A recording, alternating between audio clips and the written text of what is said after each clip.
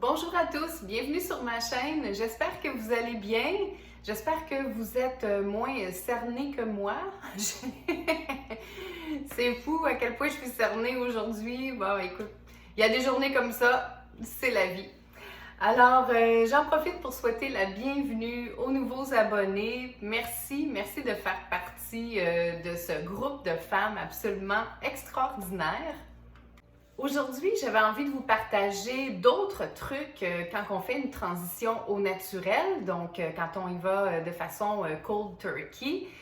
Vous allez me dire que j'ai déjà fait une vidéo à cet effet, ce qui est vrai, j'en ai fait une vidéo au tout début, donc quand j'ai commencé ma chaîne. Toutefois, ben, de fil en aiguille, on rencontre des personnes, on discute avec d'autres femmes et puis ben, il y a toujours des valeurs ajoutées à ça. Et je me suis dit que ça serait intéressant, ben, justement, de partager avec vous d'autres trucs qui ne sont pas dans ma première vidéo et qui pourraient vous aider donc avec votre transition au naturel.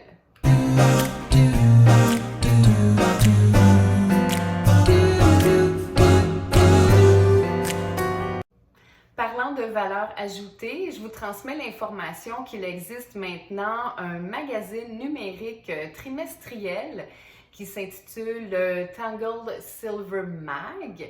C'est un magazine qui a été créé par une Silver Sister afin de célébrer et de mettre en lumière des femmes qui ont décidé de faire leur passage aux cheveux gris. Mais c'est bien plus que ça, ça va au-delà des simples cheveux gris, de la simple transition. Vous allez y trouver des trucs, évidemment, mais aussi des articles sur différents sujets. La première édition du magazine est sortie en janvier 2021. Ils en sont donc à leur deuxième édition pour le printemps. C'est un magazine qui est très bien fait, qui est très professionnel. Si vous souhaitez vous abonner, c'est gratuit. Vous pouvez le faire sur leur site internet. Ce que je vais faire, c'est que je vais laisser l'adresse dans la description de la vidéo. Et si vous me le permettez, je vais juste prendre quelques instants pour dire merci à toute l'équipe derrière le magazine. Je fais partie également de l'édition du printemps 2021. J'en suis très honorée. Merci beaucoup de m'avoir fait une petite place. Je commence avec mes trucs. Alors, dans ma toute première vidéo, je vous donnais 3 trucs pour faire une transition vers le gris de façon cold turkey. Mon premier truc étant de prendre des photos, de tenir un journal de votre transformation. Mon deuxième truc était celui d'adhérer à des groupes de femmes sur Facebook ou bien sur Instagram. Et mon troisième truc était d'appliquer la méthode des 24 heures. Donc, si vous n'avez pas vu la vidéo, je vais vous mettre le lien juste ici. Un quatrième truc à ajouter à la liste est de vous débarrasser de tout produit de coloration que vous avez sous la main. Quand je dis débarrasser, trouvez quelqu'un à qui les refiler. Peut-être que ça pourrait être une solution, mais n'ayez pas sous la main tous ces produits de coloration. Parce que ça pourrait être trop tentant de replonger et de vouloir se refaire une teinture vite fait. Et je sais de quoi je parle parce que je faisais mes colorations moi-même. J'allais chercher mes produits chez un distributeur, donc qui vendait également à des particuliers, non pas seulement à des salons de coiffure.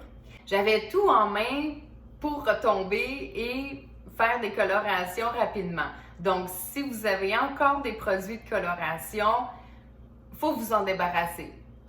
Un autre truc qui m'a beaucoup aidé pour faciliter la transition, c'est de m'intéresser à des nouvelles couleurs de vêtements, également des nouvelles couleurs au niveau du maquillage. On s'entend que l'idée, c'est de s'amuser avec les nouvelles couleurs. C'est pas de s'imposer qu'on doit absolument tout changer. C'est pas ça. C'est beaucoup plus léger que ça. Commencez pas à vous lancer dans des dépenses qui en finissent plus juste parce que vous êtes en train de changer de couleur de cheveux. Si par exemple vous êtes dû pour un nouvel accessoire, par exemple pour des lunettes, ça c'est intéressant aussi.